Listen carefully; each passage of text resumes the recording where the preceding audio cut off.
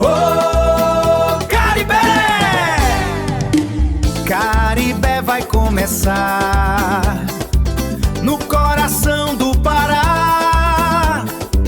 Histórias pra contar, nossa cultura brilhar.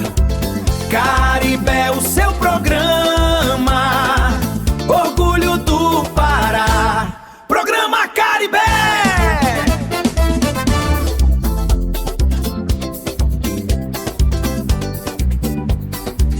E quem não é apaixonado por um bom churrasco? E falando em churrasco, aqui na Marambaia nós temos a churrascaria Campeira Grill, localizada aqui na Rodolfo Schermon. E aqui, diretamente dessa churrascaria, onde eu irei conversar com uma mulher incrível que decidiu não desistir. Vem comigo! Olá! Bem-vinda, bom dia, tudo bom? Tudo bom?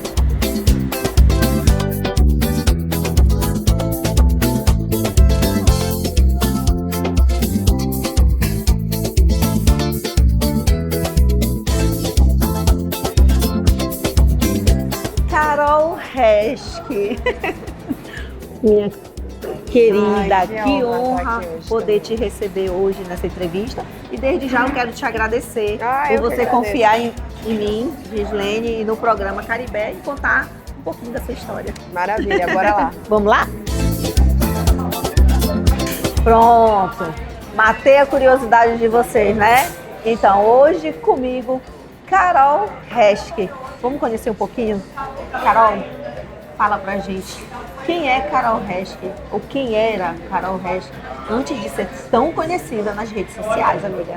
Legal. Bom, primeiro, muito obrigada por me receber aqui no seu programa. Eu que agradeço. E eu sou a Carol, como a Gi já falou. Eu sou advogada por formação, mãe de 2 bebês incríveis, que são o Caleb e o Josué. E fora das redes sociais, eu já atuava na proteção da primeira infância há mais ou menos 10 anos atrás, foi quando tudo isso começou na minha vida, mas de uma forma voluntária, né? Ainda não tinha, a política ainda não estava na minha veia, né? Há 10 anos atrás. E atuo na causa da primeira infância, tinha trabalhos missionários também dentro da igreja. Tudo isso começou quando eu comecei a me envolver com uma casa de acolhimento. Naquela época era um pouco mais fácil, a vida era um pouco mais simples, então a gente conseguia acessar essas crianças. E aí foi quando eu comecei a entrar ali em Dia das Crianças, Natal, Ano Novo, sempre fazendo alguns projetos sociais. E foi quando eu percebi a necessidade da gente proteger essas crianças. A maioria daquelas crianças que a gente lidava ali tinham algum problema com imoralidade sexual ou com abuso sexual. Então foi quando essa causa foi crescendo no meu coração. Então antes da política já era algo que eu carregava, que eu acreditava.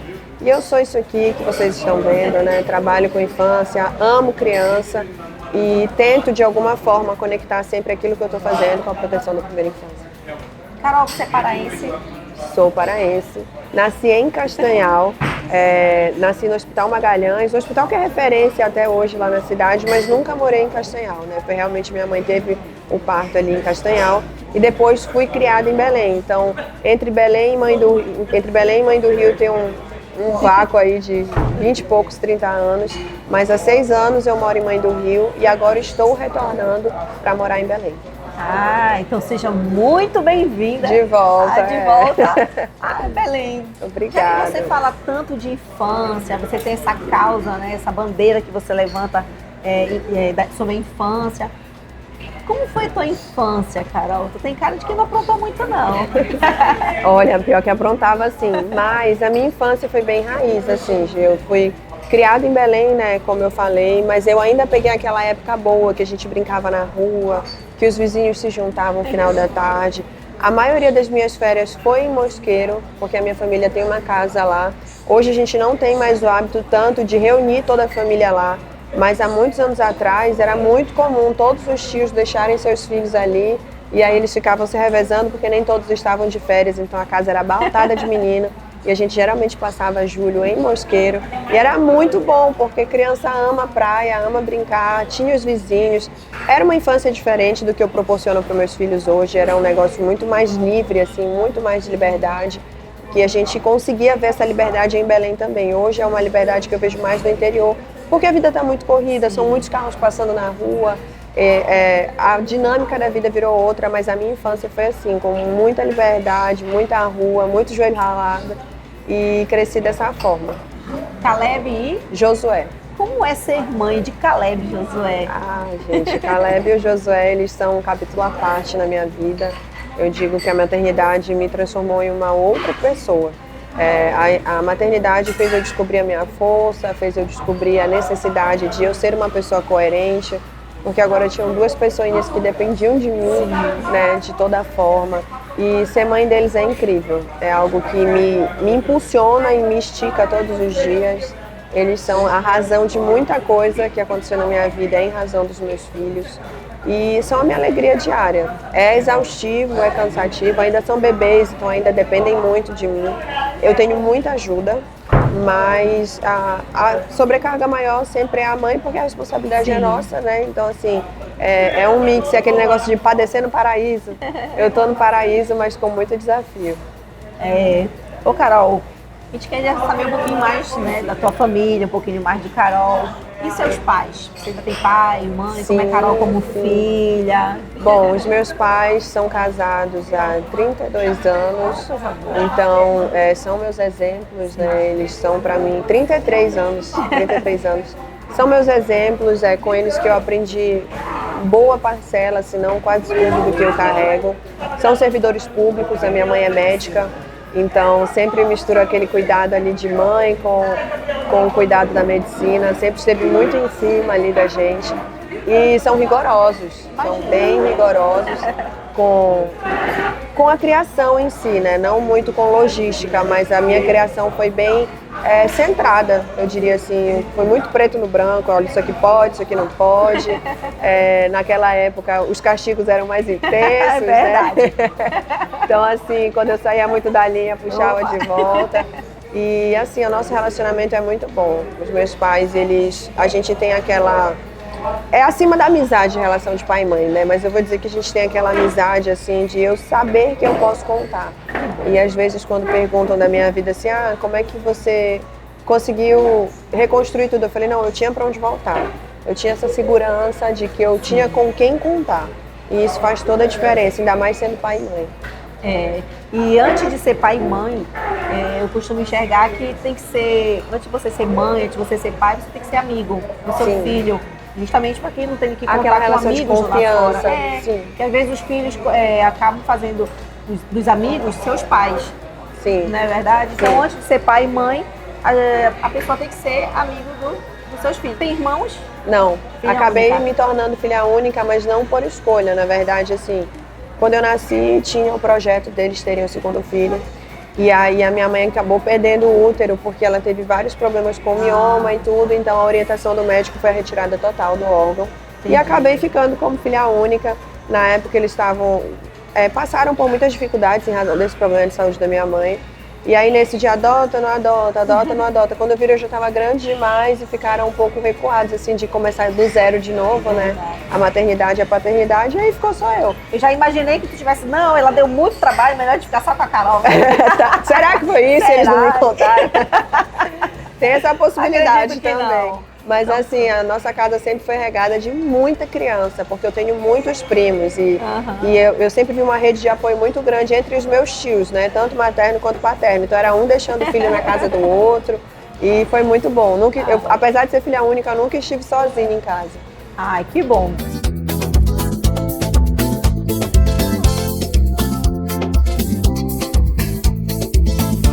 Carol, nos dias de hoje é quase impossível não tocar nesse assunto tão delicado, que foi um momento difícil que você passou e está passando, né? Acredito.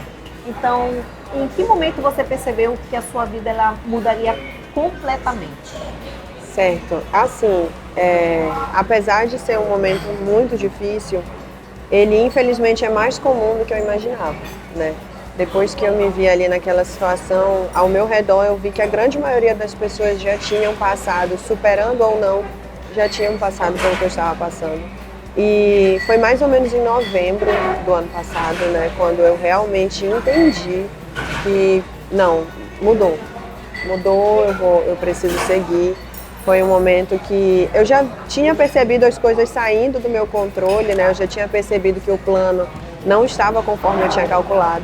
E aí foi mais ou menos em novembro quando eu entendi que uma decisão que eu não compactuava tinha sido tomada e que eu precisava tomar a minha decisão. E aí foi quando eu tomei a minha decisão. Mas entre a minha decisão e tudo isso acontecer, ainda teve aí um prazo de um mês, mais ou menos. E fala pra gente o que mais te doeu, foi a perda da relação ou toda essa exposição nas redes sociais? Certo. Essa exposição, ela não foi calculada, né, por mim. Na verdade, na internet a gente não consegue calcular nada. Só que num cenário local, a exposição ela já vinha acontecendo. Só que era algo muito restrito, né? Como eu era uma pessoa pública, digamos assim, ali na região, as coisas elas já estavam sendo um pouco expostas. Então, obviamente, o que mais dói é a perda não só da relação em si, porque você não perde só a relação, você perde o futuro inteiro que você planejou. É como se a sensação é como se você perdesse o resto da sua vida, né? O resto que você planejou, tipo, dali pra frente, tudo que você planejou foi perdido. Então, o que mais dói de fato é isso. Eu acho que é o desenrolar dali pra frente, que não é calculado, e a novidade de vida, seja ela boa ou ruim, ela traz insegurança para qualquer pessoa. Todo mundo gosta de estabilidade, todo mundo gosta de conforto, todo mundo gosta de ter suas expectativas supridas. Então, quando você vê que isso não vai acontecer, é isso que realmente é mais difícil. Eu acho que o difícil da exposição somente é você conseguir lidar com aquilo de uma forma que você não se expõe ao ponto de não proteger a sua família, né? Porque a exposição ela faz parte da vida pública e política, né? Mas a exposição da vida pessoal é você passar na rua e alguém encontrar com você e falar, olha, eu sei o que está acontecendo com a sua vida, e começar a contar a vida da pessoa. Eu fui muito abordada, eu sou muito abordada na rua, né? Então isso eu precisei me reacostumar, me remodelar. Algo que eu vivia muito ali na minha realidade de mãe do Rio, era algo muito fechado ali na nossa realidade, né? Acabou se tornando mais amplo. Então hoje quando eu vou no supermercado, no shopping, em outros lugares eu acabo encontrando com mulheres que me ajudam muito com as histórias dela, mas não deixa de ser uma coisa que eu não era acostumada, né? Então assim, eu acho que o mais difícil de fato foi a perda do futuro, né? Da relação, da relação familiar em si, né? Daquele contexto familiar, não só na relação emocional, mas aquele contexto todo que foi junto no pacote. Entendo. E aí, como proteger duas crianças em meio a toda essa repercussão, né? Assim, é mais fácil do que as pessoas imaginam, porque o que acontece hoje, eu só preciso proteger os meus filhos dos nossos comportamentos lá em casa. Então, como meus filhos são muito pequenos, eles não têm celular, e só um está na escola, e o que está na escola, os amiguinhos também não têm.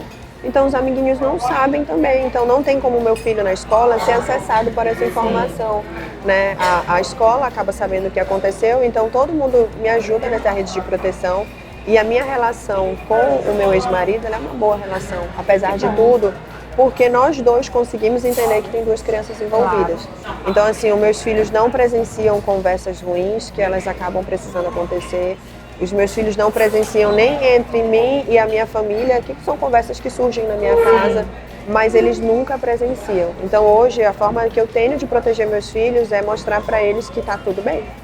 Eu pinto um mundo cor-de-rosa e está tudo bem. A gente mora aqui nessa casa agora, papai está trabalhando, mamãe está trabalhando. E a gente deixa, e assim, eu sei que em algum momento esse discernimento da vida vai acontecer com eles, mas como eles são novos, a gente consegue proteger eles da melhor forma possível dentro das possibilidades, né? O mais velho percebeu um pouco a dinâmica da vida mudando, mas eu acho que a gente está saindo bem. Esse é o famoso, quando a palavra de Deus diz tirar força da fraqueza, né, Carol? Fala pra gente o que te sustentou emocionalmente. Emocionalmente, primeiro Deus, né?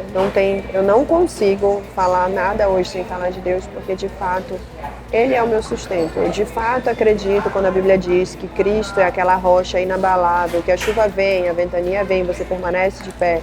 Então é isso que me sustenta hoje em primeiro lugar. É a palavra de Deus, é a presença de Deus, é entender que Ele é um lugar seguro. Quando dói, você corre para ele. Quando está feliz, você corre para ele. Quando foge do seu controle, você corre para ele. Esse é o ponto 1. E segundo, os meus filhos. Quando você tem filhos, você dimensiona um pouco o seu comportamento. Então, se eu desistir, e os meus filhos? Se eu continuar, e os meus filhos? Se eu desmoronar, e os meus filhos? Se eu adoecer, e os meus filhos? Então, emocionalmente também é muito os meus filhos, porque, Gia, a maternidade, ela é algo assim, muito espiritual, é surreal. O seu filho não sabe que você está passando por um dia ruim. Ele não tem como saber. Então, ele vai demandar que você acorde, brinque, dê banho, troque roupa, dê comida. Ele precisa disso porque ele é uma criança normal. Sim. Então, assim, o fato de você necessitar continuar acordando e cuidando deles, acaba te dando uma força que só pode vir do céu, não tem explicação. Então eles estão ali, eles precisam de mim, eu preciso deles, e sem eles saberem, eles já me salvaram muitas vezes. Eu assisti um vídeo, né, que seria até interessante a gente mostrar de novo, se você permitir, claro. Está na um vídeo internet. na sua rede social que você está com o menorzinho no colo, né? E aí você fala, sorrindo, como sempre, né? Você ali sorrindo e dizendo, meu filho, você não percebeu que são 6 horas da manhã, a mamãe tá cansada, você tem que dormir não. E é isso que você acabou de falar, eles não têm noção de horário, de tempo, de que tá acontecendo, são nada. muito bebês, não tem noção de nada. 6 horas da manhã, bora viver. E tá tudo certo. E tá tudo certo, e não interessa a hora que eu fui dormir o dia seguinte, não. Ele é pontual. É pontual. Então é isso. Fica aí que tem mais de Carol Resch.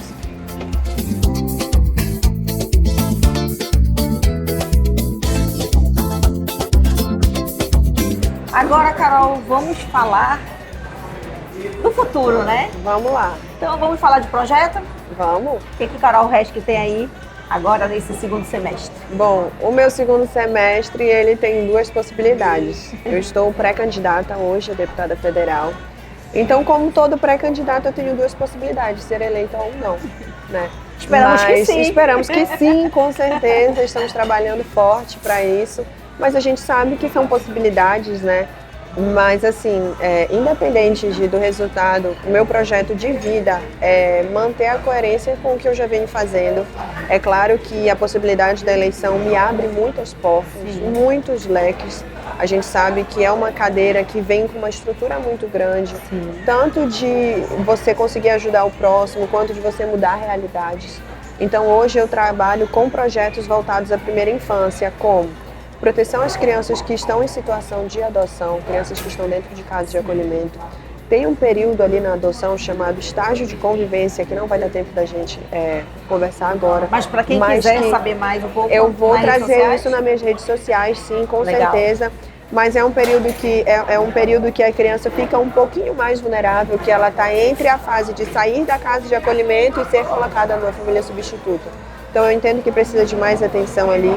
A gente tem projetos para a primeira infância, para crianças também que estão dentro das escolas públicas, obrigar o serviço público para que aqueles professores e todas as pessoas que lidam com crianças tenham a capacitação correta para voltar da proteção da primeira infância. Mulheres que estão em relacionamentos abusivos, em situação de violência doméstica. Geralmente a violência doméstica ela vem acompanhada da violência patrimonial, ou seja, aquela mulher ela não tem acesso a dinheiro, porque se ela tiver ela sai, né, da situação que ela está.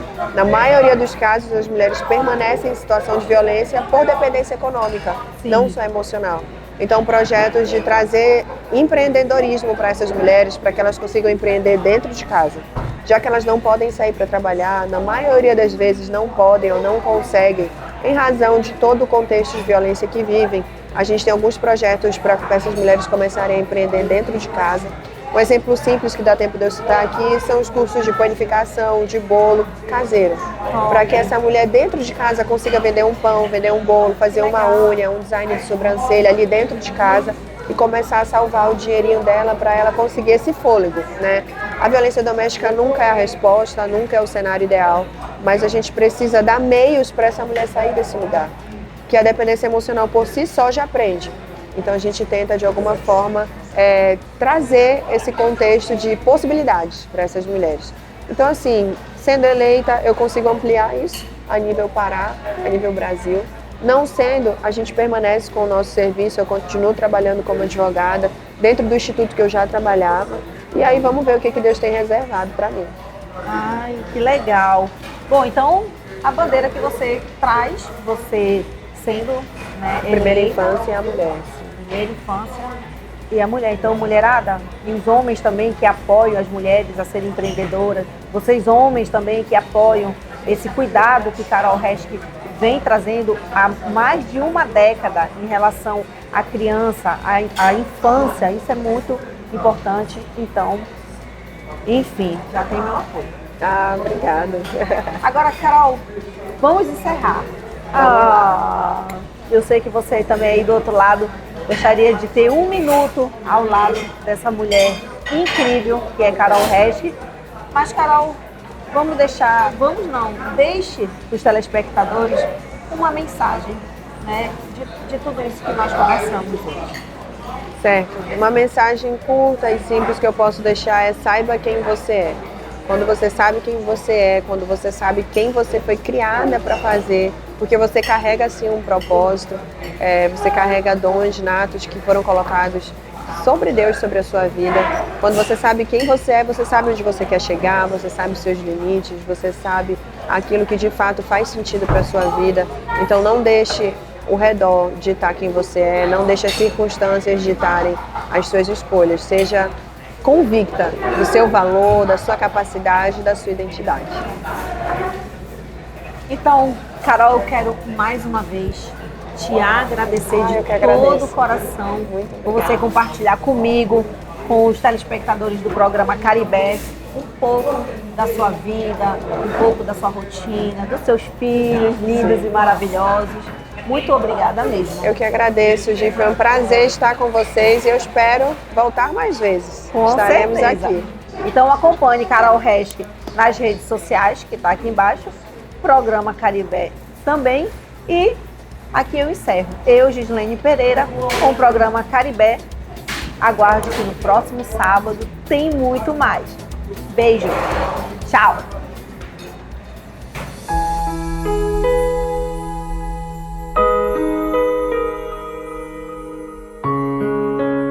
Falar da Carolina é tão leve, é tão meigo, é a essência dela. Uma menina sempre solidária, que sempre foi gentil ao próximo, se compromete em estar presente com a família, com seus filhos. Ela conseguiu ser resiliente em frente às adversidades que ela teve recentemente na vida dela, mas com graças à paz que ela tem no coração dela, graças à força, que ela tem uma força assim que é sobrenatural. Ela conseguiu passar por esse obstáculo, fazer o recálculo da vida dela, como ela disse, ela recalculou a rota e está continuando a caminhada dela. Filha, a gente te ama demais, te ama muito. É fácil eu falar, só é difícil eu falar da minha filha. Presente de Deus, e o que mais marca é a humildade e a resiliência que nós, graças a Deus, conseguimos ensinar. Eu sei quando ensino, só não sei quando ela aprende. Só que ela mostrou agora, como mulher e como mãe, que ela aprendeu.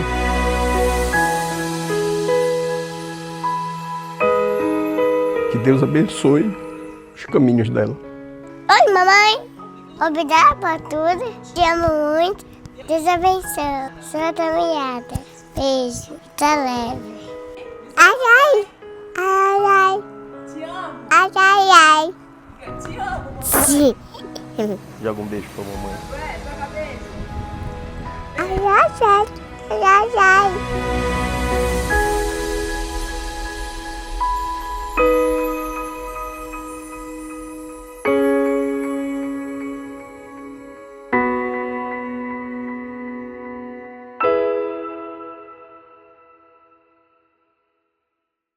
Lembre-se, onde Deus está presente, sempre existe um novo começo.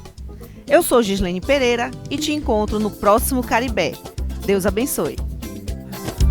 No coração do Pará, histórias pra contar, nossa cultura brilhar.